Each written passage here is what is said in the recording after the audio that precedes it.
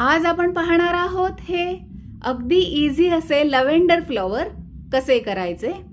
काही वेळातच बनवून हे तयार होते। इथे मी लीव्स बनवलेले नाहीयेत, बुकेमध्ये अरेंज करण्यासाठी हे फ्लॉवर्स बनवत आहे आणि बाकीच्या फ्लॉवर्सचे लीव्स असल्यामुळे मी ते इथे बनवलेले नाहीये। परंतु तुम्हाला जर हवे असेल तर तुम्ही मला कमेंट करून नक्की सांगा, आपण पुढच्या कुठल्या व्हिडिओमध्ये याचे लीव्स नक्की पाहू।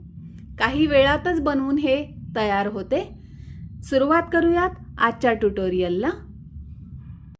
इथे आपण घेतलेली आहे 4 प्लाय 100% ॲक्रेलिक यार्न आणि 3.5 mm हुक।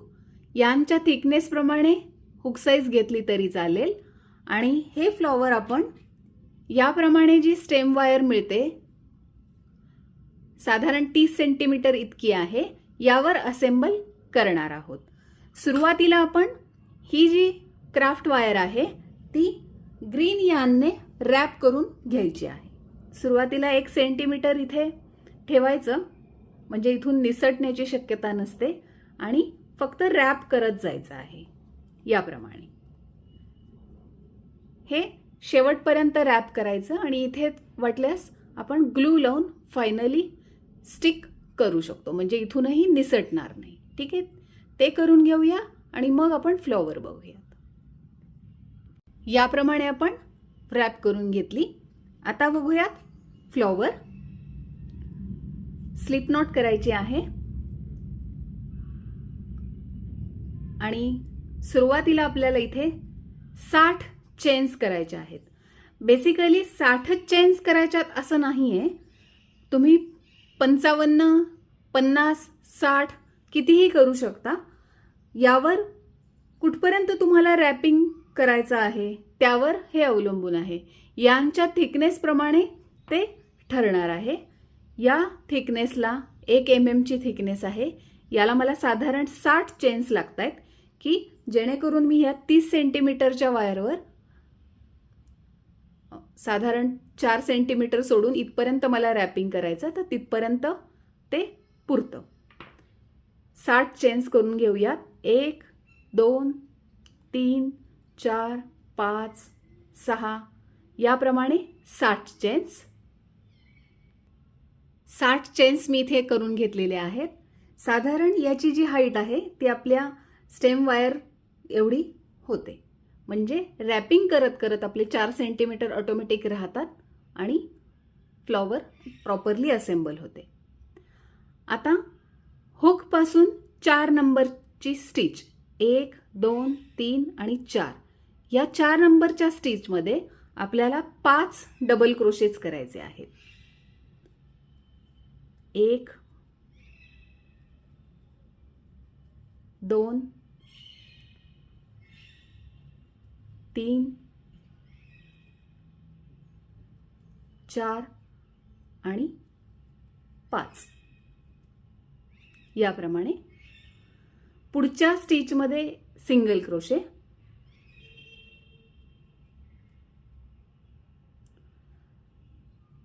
इथेच 6 चेन्स 2 3 4 5 6 आणि हे आत्ता जो आपण सिंगल क्रोशे केला आणि 6 चेन्स करताना हे जे फ्रंटचे जे 2 लूप आहेत पुढे आलेले दिसतात, इथे आपण सिंगल क्रोशे करणार आहे। याप्रमाणे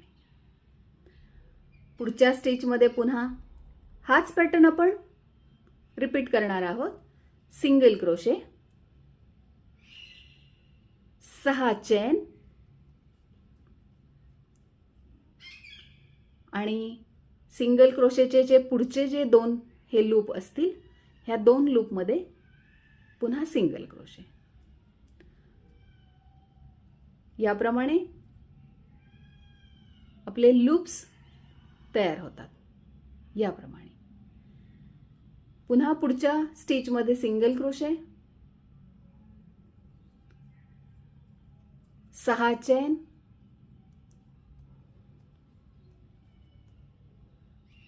सिंगल क्रोशेचे पुढचे जे 2 लूप आहेत तिथे पुन्हा एक सिंगल क्रोशे।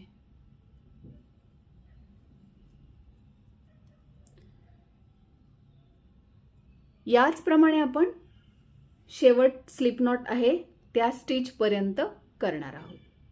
इथे शेवटी भेटूयात. याप्रमाणे आपण शेवटपर्यंत करून घेतलं. कर्ली टेल इथे तयार झालेली आहे. शेवटी इथे चेन 1 आणि चेन 1 करताना स्लिप नॉटच्या पाठीमागून घेतलं तर ते सिक्युअर होईल. चेन 1 साधारण 1-1.5 सेंटीमीटर ठेवून मग कट.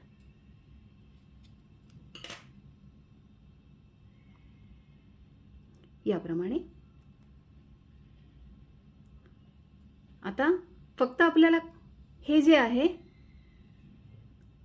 आपल्याला यावर असेंबल करायचं आहे. तर बघूया.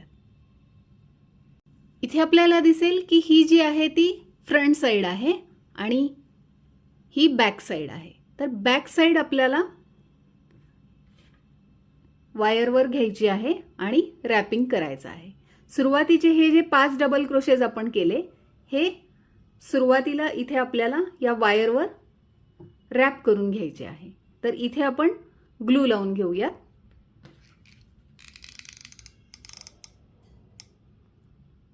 वायरवर लावलं तरी चालेल किंवा 5 डबल क्रोशेटच्या बॅक साइडला लावलं तरीही चालेल.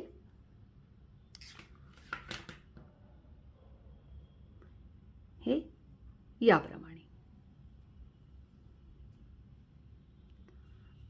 अपोजिट साइड्स ज्या आहेत त्या सगळ्या एका साइडलाच ऑटोमॅटिकच येतात, कारण त्याचप्रमाणे आपण स्टिचेस केलेल्या होत्या. हे सगळे एकाच साइडला राईट साइडलाच आलेले आहेत आणि हे फक्त आपल्याला रॅप करत जायचं आहे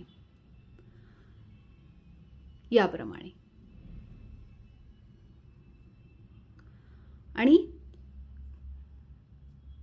थोड्या थोड्या अंतरावर आपल्याला ग्लू लावून आणखीन हे सिक्युअर करता येईल याप्रमाणे.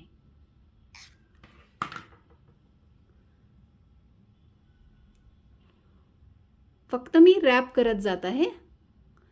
हे ऑटोमॅटिक हे जे कर्ल्स आहेत ते वायरच्या साइडने येतात.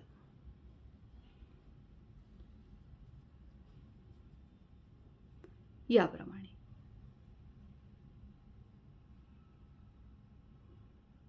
ठीक आहे. हे आपण रॅपिंग करून घेऊयात याप्रमाणे. आणि शेवटी हे जे टेल एंड्स होते याने आपण इथे एक नॉट बांधू शकतो. एक्स्ट्रा सिक्युअर होतं. ग्लू लावायचा असेल तर ग्लू देखील लावू शकता याप्रमाणे. हे झालं आपलं. आणि एक्स्ट्रा जे असेल ते आपण कट करून घेऊया. हे आपलं लव्हेंडर फ्लॉवर जे आहे ते तयार झालं. व्हिडिओ आवडला असेल तर लाईक करा. चॅनलला सबस्क्राईब केलं नसेल तर सबस्क्राईब करा. पुन्हा भेटूया पुढच्या व्हिडिओमध्ये. तोपर्यंत बाय बाय.